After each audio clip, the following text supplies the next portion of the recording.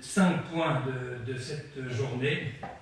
C'est évidemment forcément caricatural, mais c'est l'exercice qui le veut. 5 points qui me paraissent marquer un progrès dans la réflexion, dans la compréhension de ces phénomènes qui se nouent autour de la question de l'alimentation. Le premier point nous a été en quelque sorte indiqué, précisé, explicité par Jean-Pierre Poulain. C'est l'importance accordée à la notion d'inquiétude. Et je pense que ça, c'est très très important d'arriver à nommer ce phénomène selon lequel nous ne sommes pas seulement en face de crises à répétition qui s'accélèrent, on l'a bien vu dans le graphe, mais que derrière ces crises à répétition s'ouvre de façon constante une inquiétude au sein du corps social quant à son alimentation. Donc ça, c'est très important parce qu'évidemment, on est donc dans une société qui entretient, malgré elle, je ne sais, un terreau d'inquiétude, un terreau de soupçon. Et finalement, cette fameuse expression de l'ère du soupçon s'applique évidemment parfaitement à la question de l'alimentation. Nous sommes dans une société qui a de façon très forte, c'est pas vrai seulement pour la France, c'est vrai pour les sociétés occidentales, mais encore un peu plus pour la France que pour d'autres, qui a délégitimé les grands systèmes institutionnels de légitimation. Et donc on est dans un autre cadre. Je pense que ça c'est important parce que pour arriver à faire le lien avec ce qui vient de se dire autour de qu'est-ce qu'on fait, j'y viendrai évidemment dans la conclusion de ma conclusion, il faut garder en tête que nous sommes donc dans une société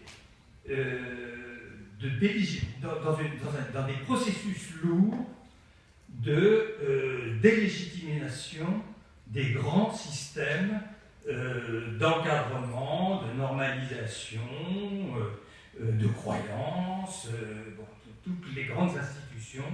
Évidemment, je pense à l'Église, l'école, les partis politiques, mais aussi les institutions scientifiques, ce qui est intéressant à prendre en compte. Donc ça, c'est le premier point, et on voit bien que dans ce dispositif où se font face, donc bien sûr que ça va de pair ensemble, l'idée, enfin, le constat selon lequel il n'y a plus de dispositif institutionnel qui dit le vrai, qui dit le croire, qui dit l'orientation, et que chacun dispose, à travers la toile, d'un dispositif pour s'exprimer et pour dire, il y a là, évidemment, un espace extraordinaire de ce qui a été appelé une cacophonie en tous sens. Et donc, d'une certaine façon, ce qu'il faut avoir en tête, et ça a été très bien dit et très bien illustré au cours de la journée, c'est que la parole de l'un vaut la parole de beaucoup. Et une parole invérifiée peut valoir autant qu'une parole fondée. Donc ça, c'est le premier sujet que je retiens. C'est important parce que ce sujet-là, cette toile de fond, elle ne s'applique pas qu'à l'alimentation. Elle s'applique à bien d'autres sujets. Et penser qu'elle s'applique aussi à l'alimentation lui donne encore plus de force. Hein, on n'est pas en train de traiter d'un sujet à part. On est en train de traiter une façon de se rapporter à un objet. Cette façon participe complètement de notre culture contemporaine, je dirais, dans tous les domaines. Donc ce qui lui donne un enracinement, une force vraiment puissante. Deuxième sujet que je retiens, moins nouveau me semble-t-il, mais ça a été quand même important et puis articulé à un autre sujet. Je veux parler du fait que nous sommes, sur cette question de l'alimentation, en face de plusieurs types de critiques. Et ça, alors, c'est assez bien intégré, c'est en ce sens-là que je dis que ça n'est pas nouveau, mais ça a quand même mis du temps à pénétrer un peu partout, c'est-à-dire que de prendre conscience du fait qu'on est en face de critiques qui renvoient à la santé, qui renvoient à l'environnement, qui renvoient à la morale, qui renvoient au système politique, qui renvoient à des monopoles économiques, etc.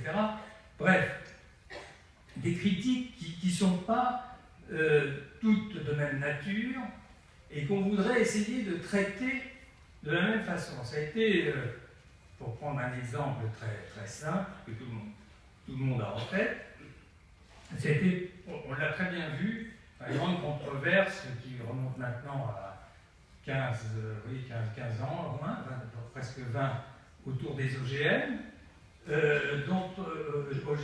question sur laquelle on a cherché à répondre uniquement sur le terrain scientifique. Alors que se poser derrière ça était mis aussi en avant des questions environnementales, des questions directement politiques sur la question de la détention du matériel génétique, des semences, etc., des questions directement politiques et de souveraineté, on n'arrivait pas à traiter les différents terrains. Je suis vraiment témoin de ça, parce que il se trouve que j'étais à l'INRA à ce moment-là, et on était dans une sorte d'injonction de répondre. Or, on n'avait pas les réponses. Si les scientifiques avaient des réponses sur certains terrains, le terrain de la toxicologie, ou par exemple, sur le terrain plus directement politique, on n'avait pas la réponse, même si on avait des opinions.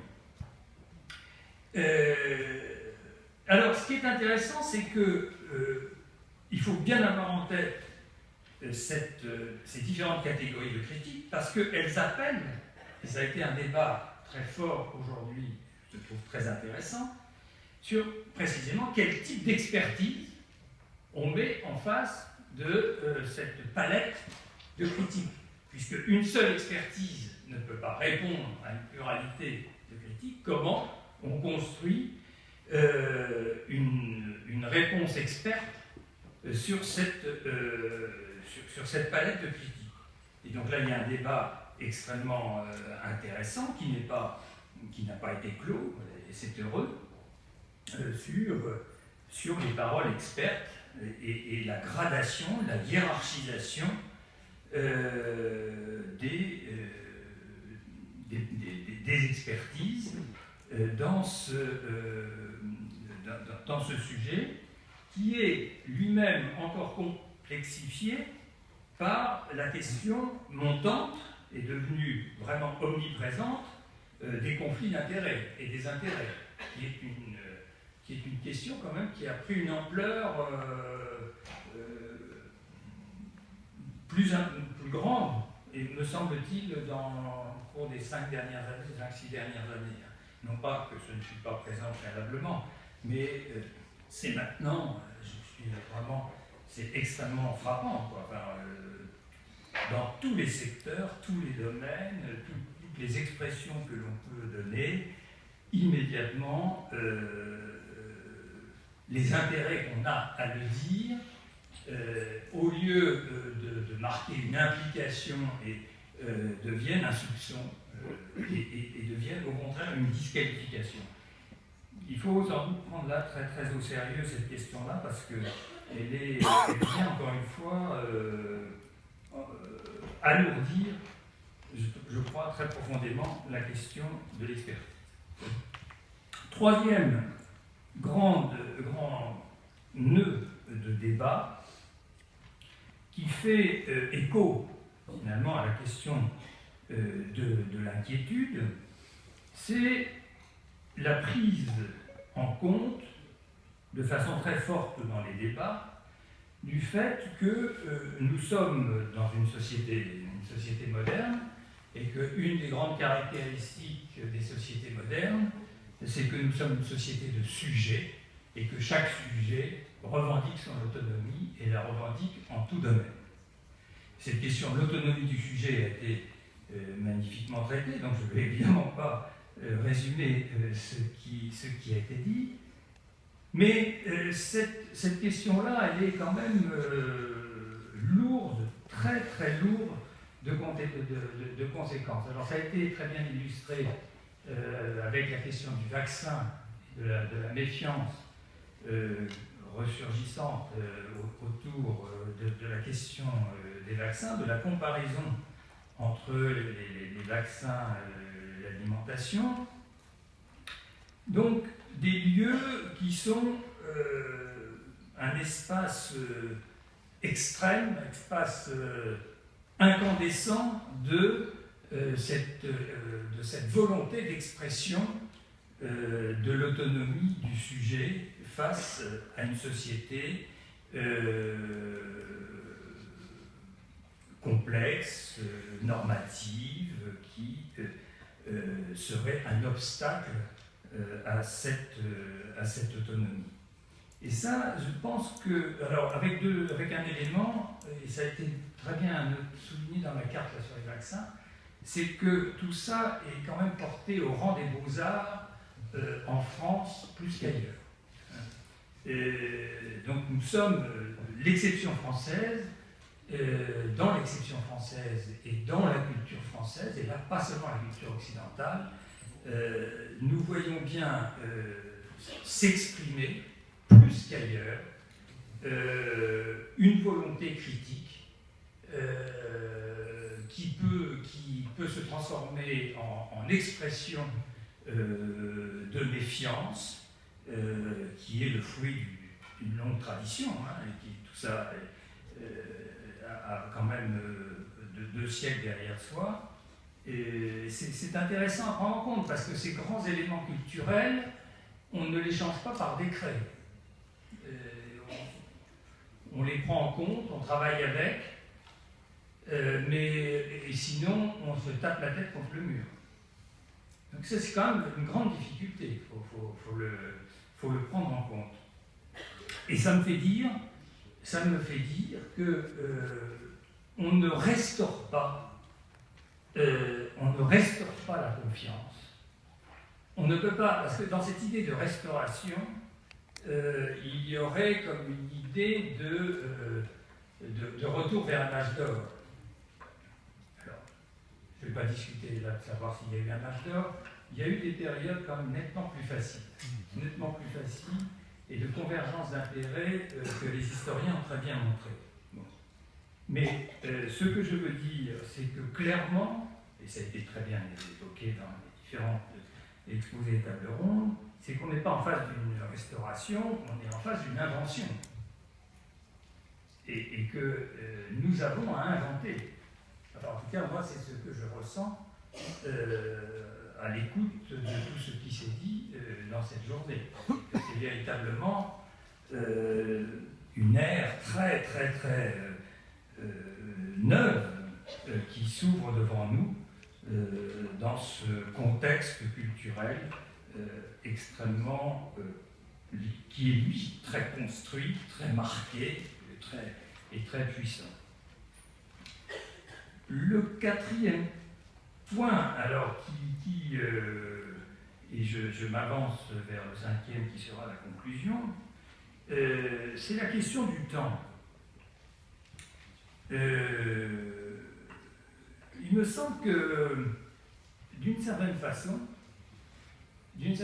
cette journée et ce colloque qui permet de confronter des réflexions, des analyses, des expériences approfondies, marque un temps de maturation collective. Je pense que ce colloque, évidemment, c'est une banalité de le dire, mais il faut quand même le constater, en prendre conscience, regarder les acquis.